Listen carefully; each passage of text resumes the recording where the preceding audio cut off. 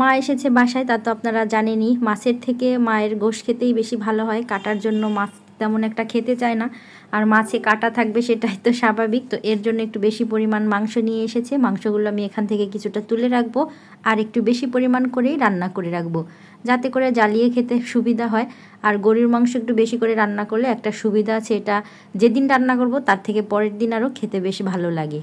গোশ রান্নায়, বিশেষ করে গরুর গোশ রান্নায় যখনই যেভাবে রান্না করি না কেন, মশলার পরিমাণটা তো সবসময় একই রকম থাকে। তবে আজকে যেটা করেছি, এই হাঁড়ির মধ্যে একবারে মাংস নিয়ে তার মধ্যে আদা রসুন জিরে মোটামুটি যে মশলাগুলো লাগে সব দিয়ে একবারে রান্না করে নিয়েছি, কষিয়ে রান্না করে নিই।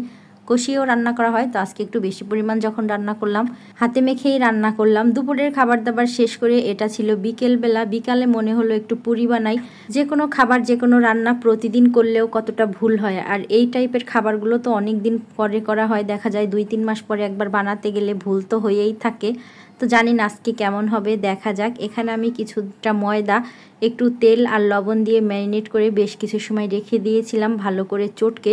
বেশ খানিকটা সময় কিন্তু চটকে নিয়েছি। আর এখন কিছু সময় রেখে দেওয়ার পরে ছোট ছোট লেচি কেটে নিব, এগুলো দিয়েই পুরিটা বানানো হবে। তবে বাসায় ছিল ডাল সিদ্ধ, জানি না এটা খেতে কেমন হবে। এখন আবার ডাল নতুন করে রান্না করতে গেলে রান্না করতে করতে অনেক সময় লেগে যাবে, হয়তো আমার এনার্জিটাই চলে যাবে বানানোর। বাবু ছিল ঘুমিয়ে তখন, ওই সুযোগেই কিন্তু আমি রান্নাঘরে এসেছি। তো ফ্রিজের সিদ্ধ করা ডাল আর এখানে পেঁয়াজ, কাঁচামরিচ, একটু সরিষার তেল, লবণ দিয়ে ভালো করে ভর্তার মতন ডালটা মেখে নিব। হয়তো দেখে একটু অবাক হচ্ছেন যে এভাবে কেমন লাগবে, আমার ওই একই প্রশ্ন, এভাবে কেমন লাগবে। তো খেয়ে দেখা যাক কেমন লাগে। আমি এখানে যে ছোট ছোট লেচিগুলো রেখেছিলাম তার মধ্যে একটু ডাল দিয়ে ভালো করে, যেভাবে আর কি পুরিগুলো বানানো হয় সবাই তো জানি, বলতে গেলে ডাল ভর্তা দিয়ে পুরি। জানি না এই অদ্ভুত আইডিয়াটা আপনাদের কেমন লাগবে, যদি ভালো লেগে থাকে জানাবেন, আর খারাপ লাগলেও কিন্তু জানাবেন। হয়তো সবার মনেই কিন্তু প্রশ্নটা রয়েই গিয়েছে যে খেতে কেমন হবে। আমি ওই অপেক্ষায় রয়েছি যে আদৌ খেতে কি ভালো লাগবে কিনা। সদ্য রান্না করা ডালের যেরকম একটা ফ্লেভার আসে, আর পুরীর ডালটা তো একদম ঝুরঝুরে হয়, সুন্দর একটা ফ্লেভার আসে। আর এটা তো আগে থেকে রান্না করা, তবে ভর্তা যেরকম অনেকটা সেরকমই লাগতেছিল। তো এভাবে আমি হালকা হালকা করে বেলে নিব।